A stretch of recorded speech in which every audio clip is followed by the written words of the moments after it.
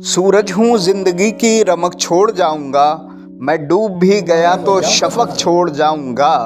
BSP के सच्चे सिपाही और यूपी में अपने वजूद की जंग लड़ रही बसपा के अंदर नई जिंदगी पैदा करने वाले पूर्व मंत्री अनीस अहमद खां उर्फ फूल बाबू 23 तारीख को होने वाले चुनाव को लेकर जी जान से लगे हुए हैं। वो जहां जाते हैं उनके पीछे पीछे लोगों का हुजूम चलता है और इस बार ये चाहता है कि चौथी बार वो विधायक बने।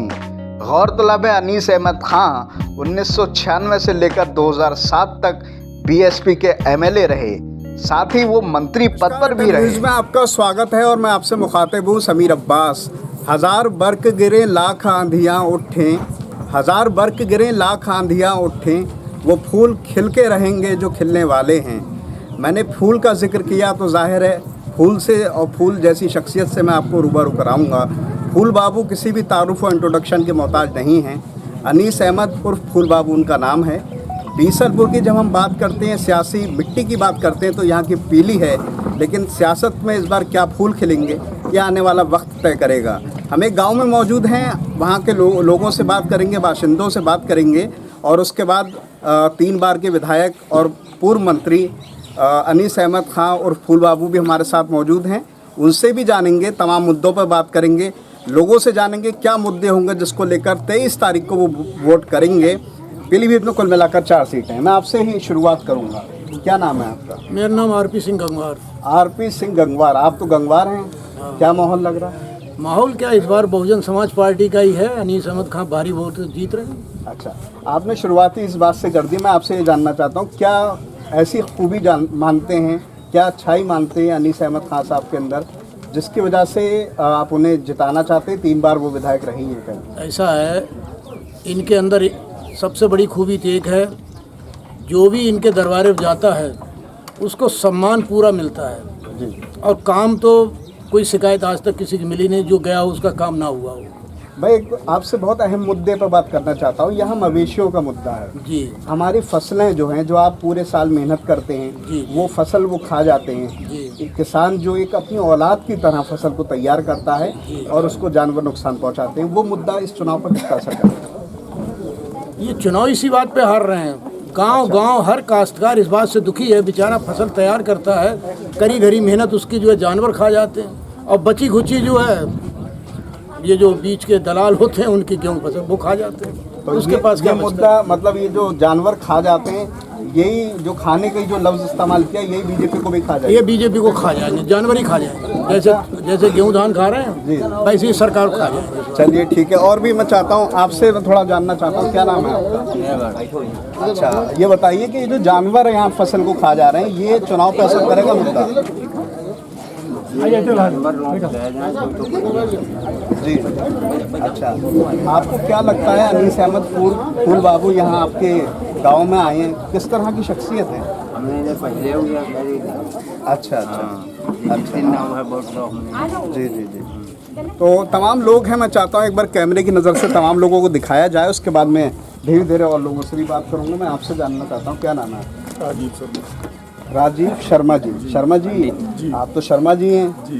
क्या माहौल है इस बार, क्या लगता है आपको? इस बार बहुत अच्छा माहौल है हमारे मंत्री जी का, और मंत्री जी का माहौल इस वजह से अच्छा है कि मंत्री जी को सारे वर्ग समाज का वोट मिल रहा है। जितना भी वर्ग है, चाहे वो कुर्मी समाज हो, चाहे वो लोध किसान समाज हो, चाहे ब्राह्मण समाज हो, अन्य जितने भी हैं उनका वोट मिल रहा है। सबसे बड़ी बात यह है कि मंत्री जी को अगर ये सिलेक्शन होता है समीकरण पे, और समीकरण इस बार हमारे मंत्री जी का इतना अच्छा है कि अगर ये समीकरण 2007 और 2012 और 17 में भी होता तो आज मंत्री जी हमारे 5 बार विधायक होते। इस बार क्या करने का इरादा है? इस बार तो 100% मंत्री जी देंगे। 1,25,000 वोट पास करेंगे। आधे सारे लोग हैं, आधे मंत्री जी हैं, जैसे कि मैं देख रहा हूँ हर गांव में जाके।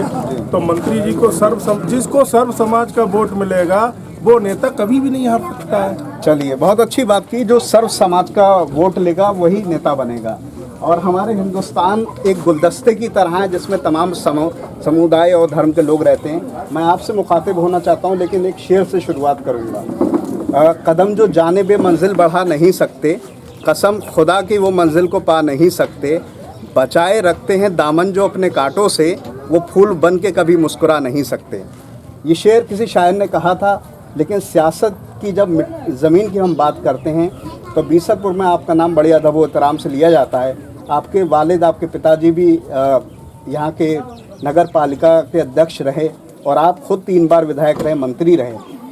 क्या बदलाव देखते हैं पहले के सियासत के दौर में और आज की सियासत के दौर में? उसके बाद हम कुछ मुद्दों पर बात करेंगे। नहीं, बदलाव तो बहुत हुआ है क्षेत्र में। जब से बहुजन समाज पार्टी बनी है और बहन जी उत्तर प्रदेश की मुख्यमंत्री बनी है तो पूरे प्रदेश में एक नया प्लेटफॉर्म आया है जहां पर गरीब की ही बात होती है। गरीब को कैसे मजबूत किया जाए, उन्हें कैसे रोजगार दिया जाए, उनके क्षेत्र का कैसे विकास किया जाए।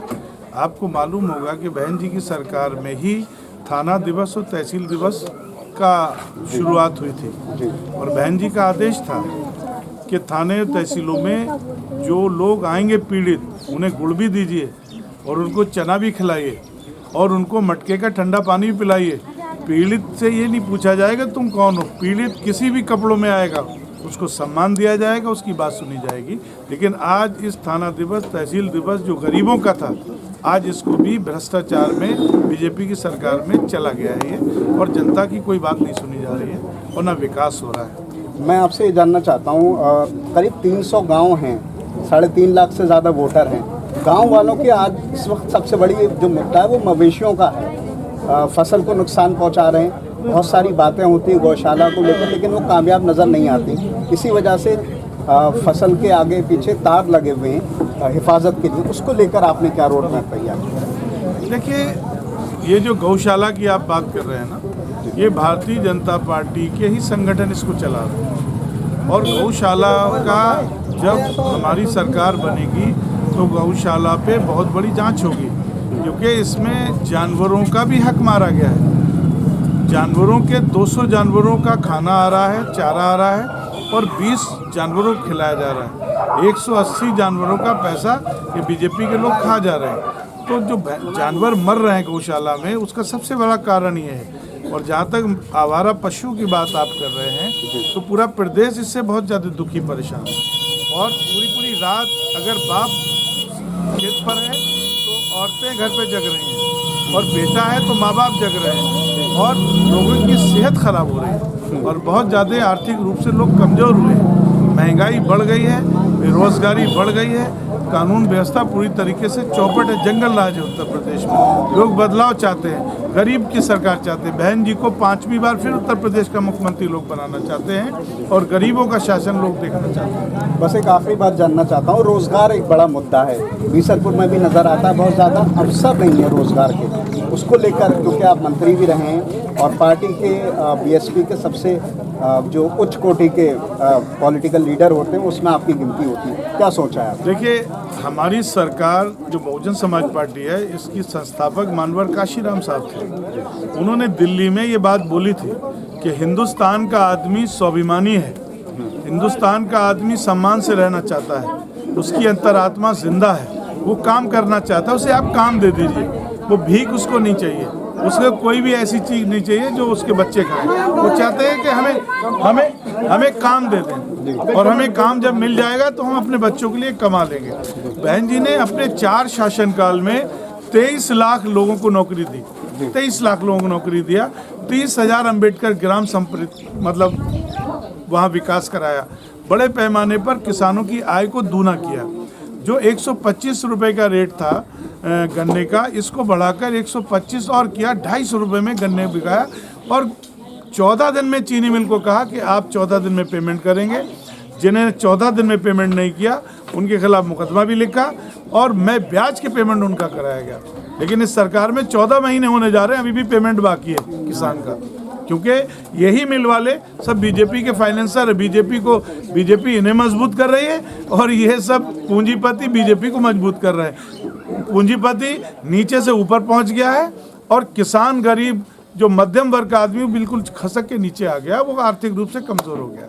चलिए, हमारी ढेरों शुभकामनाएं हैं, दुआएं हैं आपके लिए। आप 4वीं बार विधायक बने और उससे ऊपर उठ के फिर से मंत्री बने। बहुत सारी शुभकामनाएं आपके लिए। पढ़ा लिखा वर्ग होता है, उसकी बहुत अहमियत होती है। डॉक्टर शोएब साहब, आपने भी यहाँ की सियासत को बहुत करीब से देखा होगा, आपका जन्म भी यहाँ हुआ। किस तरह से देखते हैं मंत्री जी की शख्सियत को और यहाँ के जो मुद्दे हैं? यहाँ पे अभी थोड़े दिन पहले कोविड चला था, तो कोविड में यहाँ पे सरकारी अस्पतालों में बिल्कुल भी जगह नहीं थी, मतलब मरीजों को रखने की बिल्कुल जगह नहीं थी। जी। तो यहाँ पे जो डॉक्टर्स हैं, गांव में जो डॉक्टर्स हैं, उन लोगों ने बहुत सहयोग किया और प्राइवेट हॉस्पिटल्स ने बहुत सहयोग किया। जी। तो उसकी वजह से बहुत लोगों की जान बच गई, वरना बहुत लोग मर जाते हैं। तो ये सब है कि हॉस्पिटल्स वगैरह होना चाहिए और अच्छी सुविधाएं होना चाहिए। चलिए, तमाम लोगों से बात की, हम सिलसिले को और आगे बढ़ाते रहेंगे, लेकिन मेरे जहन में जिगर मुरादाबादी का एक शेर आ रहा है कि जो काम उनका है वो अहले सियासत जाने, जो काम उनका है वो अहले सियासत जाने, मेरा काम मोहब्बत है जहाँ तक पहुँचे, और यही काम मीडिया का है, हर सियासत के नुमाइंदे से बात करना, सवाल करना, ताकि हमारा लोकतंत्र और हमारी जमहूरियत ज़िंदा रहे और हमारा देश एक बार फिर खुशहाल हो सके। फ़िलहाल इन तमाम बातों के साथ मैं समीर अब्बास, कैमरामैन रईस हुसैन के साथ, अटल न्यूज़।